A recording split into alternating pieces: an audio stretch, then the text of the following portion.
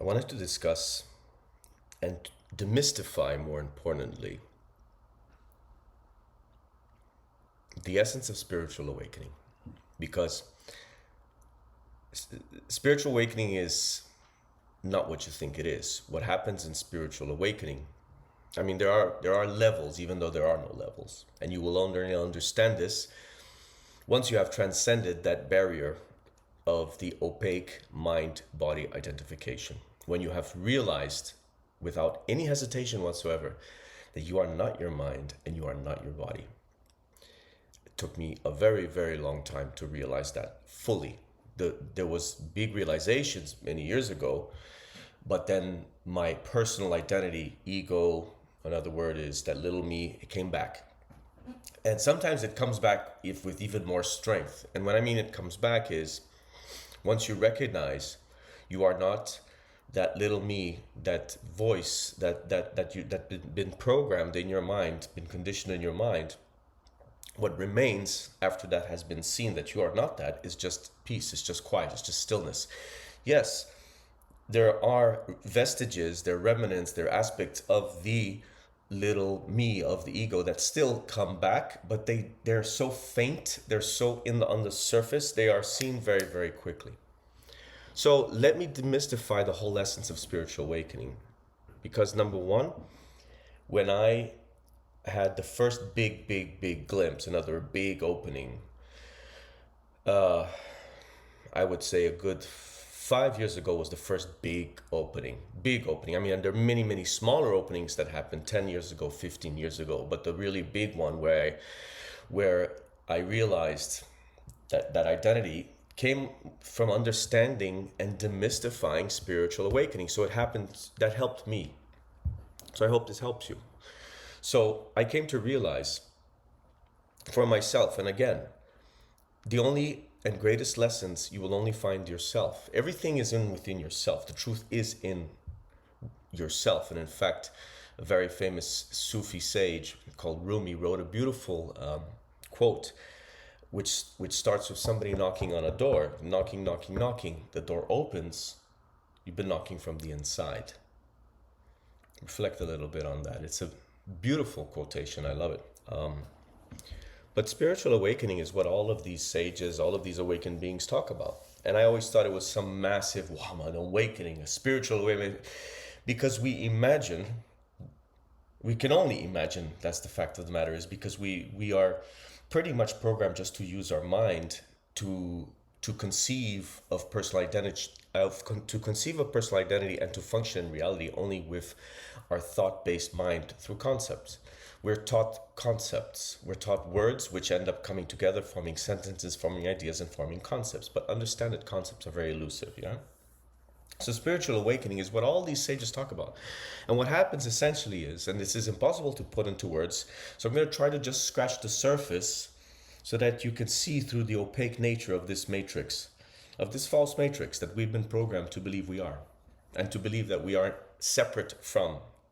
You're not separate from anything. That's all in your mind. And hopefully you will see this.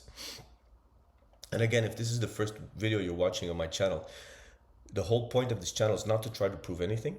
It's simply to offer help, guidance, and hopefully end a lot of the suffering that so many people, dear people, to me, myself, so many people that I know, not only growing up, but right now, especially now, a lot of people I know are going through a lot of issues, a lot of problems, and my sincere hope is that this helps to alleviate, not only alleviate, but really thrust you out of whatever you're going through. Because if you're going through something tough right now, that is medicine for awakening. So once I understood what all of these sages were pointing at, it made it very, very simple, because it is very simple. And the problem is the understanding of your true nature or spiritual awakening is the most simple thing. And what happens essentially is you wake up from the false identity. You wake up from the false me. The false me doesn't wake up. You don't wake up.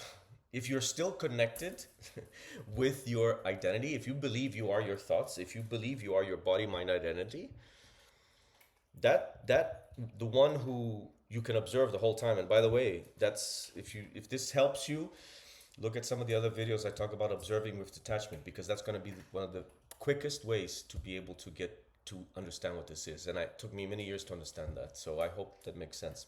But awakening is waking up from, the first big awakening is waking up from personal identity. So you don't relate to yourself anymore as that person. Like me, the me doesn't carry more weight. When I say me, I don't refer anymore to me, the psychological me that I was not born with, that I was conditioned to believe that I was. And that was a conceptual identity which was always changing and it was never the same. And one of the first clues I knew that was the false matrix. One of the first clues I knew that was not who I was because it was always changing and something was observing those changes. The something that was observing those changes is you. That is the one who is the aware conscious being. The aware conscious presence is the one who's observing all these changes.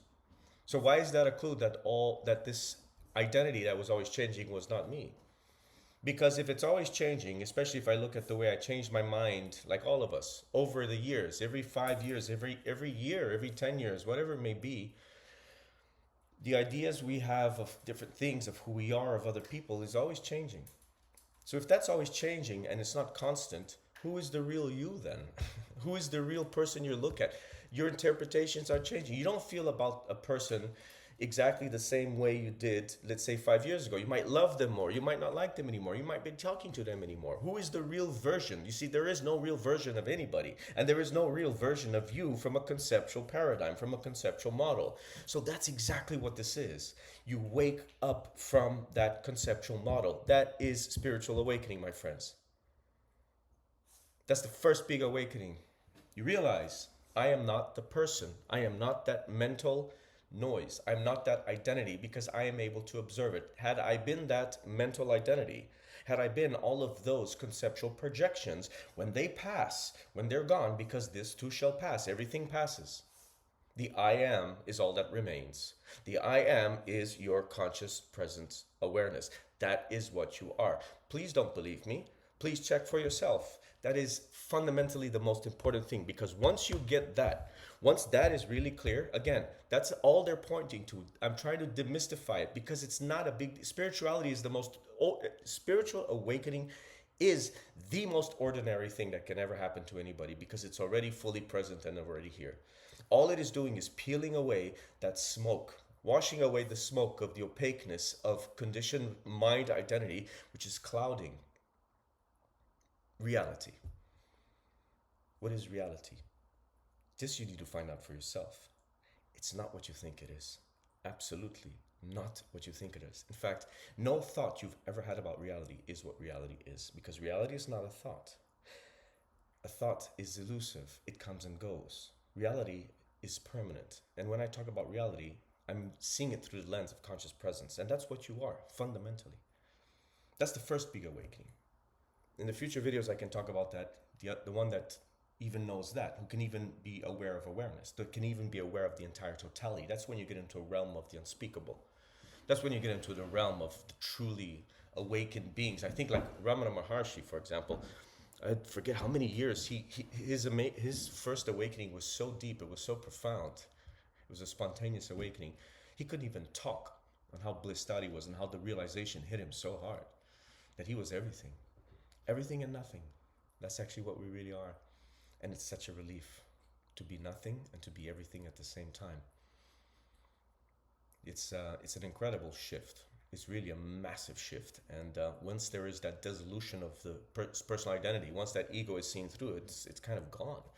The personal identity disappears. The idea you have of who you are disappears because you've been realizing this whole time is that the idea you have of who you are, like the idea I had of who I was as a person, was suffering from its own ideas. So it was extremely abstract. It was fully conceptual. It had nothing to do with reality. It was a perspective. It was a false belief. But more importantly than the false belief, more importantly, recognize the false belief. Recognize that there's nobody having a false belief. Once you see that there's nobody having a false belief, that's the end of suffering from the psychological perspective. There's still going to be pain. There's still going to be hurt. So, for example, my mother passed away a couple months ago. I still grieve. It's still very painful. I miss her tremendously. But the personal identity, once things are felt from a psychological me, everything becomes a lot more complicated, a lot worse, and absolutely unnecessary. So that immediately alleviates so much personal trouble, because if the person is gone, there's nobody to be suffering. And that is the reality of this paradigm, of this world. And it can only be seen for yourself. I hope this helps. So demystify spiritual awakening. It is really not a big deal whatsoever. And the minute that you really see that it's just here fully now, and when you do understand, not mentally, but when you understand based on your own experience and your own seeing. So sit still and observe with detachment. Take a few moments every day. Take a minute whenever you remember. When you go into the car, when you wake up in the morning, before you go to bed at night is usually the best. Because then you start to see, you start to observe. So start observing more. It also makes you less reactionary, by the way, which is very, very good, because then you can see that your reactions are also conditioned. But we'll get into that in different videos. Have a beautiful day. Thank you so much.